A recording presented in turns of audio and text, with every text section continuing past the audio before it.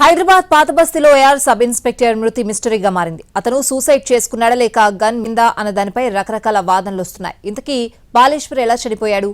ఆత్మహత్య లేక వేరే ఇతర కారణాలున్నాయా?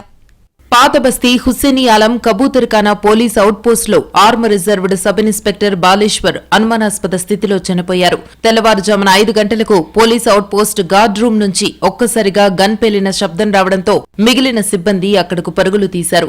రక్తపు మడుగులో ఉన్న బాలేశ్వర్ అప్పటికే ప్రాణాలు వదిలారు. 2 రౌండ్ల మేర కాల్పులు జరిగినట్టు అధికారులు గుర్తించారు. తనను తాను కాల్చుకుని చనిపోయాడా లేక గన్ మిస్ఫైర్ అవడం వల్ల చనిపోయాడా అన్నది అధికారులు తేల్చలేకపోతున్నారు. క్లూస్ టీం అక్కడ ఆధారాలు సేకరించింది. గన్ను సీజ్ చేసింది.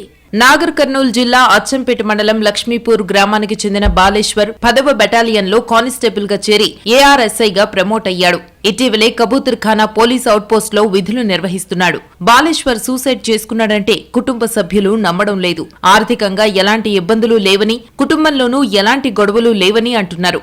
గన్ మిస్ఫైర్ అయి చనిపోయాడని తమకు సమాచారం ఇచ్చారని, కానీ తరువాత ఆత్మహత్య అంటున్నారని చెబుతున్నారు. పోస్ట్ మార్టం నివేదిక తరువాతే బాలేశ్వర్ మరణంపై క్లారిటీ వస్తుందని ఉన్నతాధికారులు భావిస్తున్నారు.